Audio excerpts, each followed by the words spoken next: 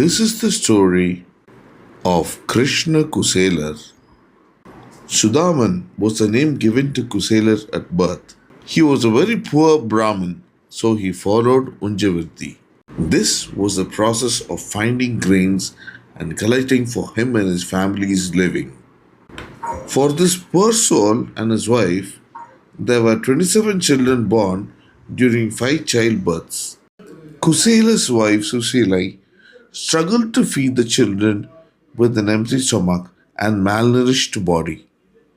Susilai grinded the grains collected by her husband and made it into a porridge, and then she fed this to her children, which just helped them to survive. The sun peeked into Kuchela's hut during the day and turned into rain from time to time, which in turn turned to tears for his family. Poverty had a major role to play in Kuchela's family.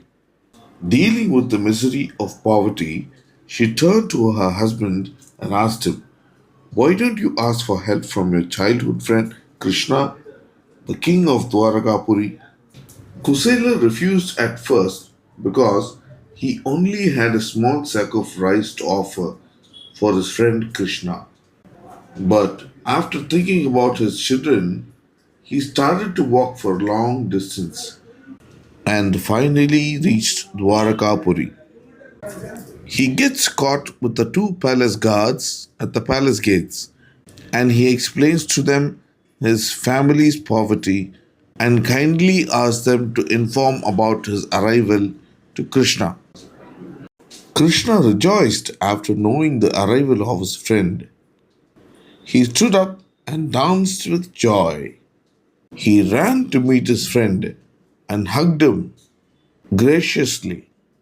Both were equally happy after having met after a long time. Kuchela was so happy to know that his friend had remembered him and received him in a grand manner. Krishna bathed him with rose petals and clothed him with royal robes. He even feeds food from the golden plates. Both of them have a happy conversation on the spring after their meal.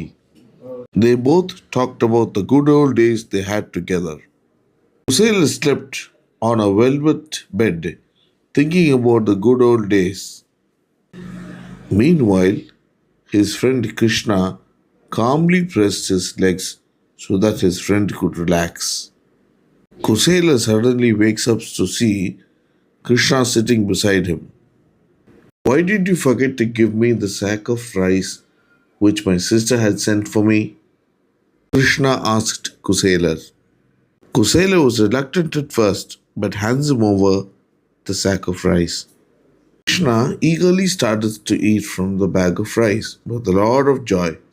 While having the meal, he was stopped by his beloved wife Rukmini.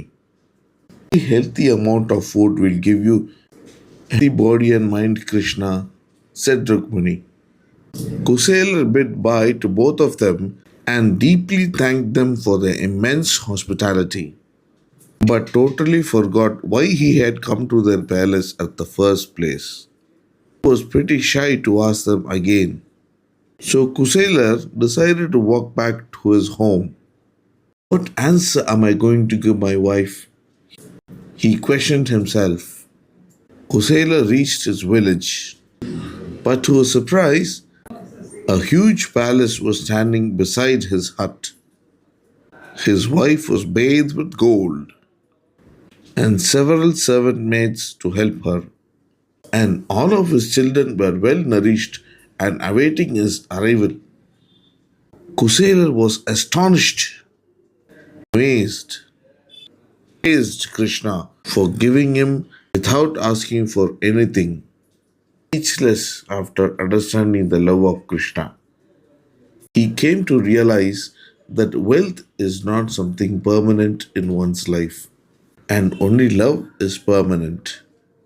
He tells his wife and children to enjoy their life in the palace, turn to his hut with a heart full of love and kindness towards Krishna. And just like before, Kuchela started to collect the grains to lead a very simple life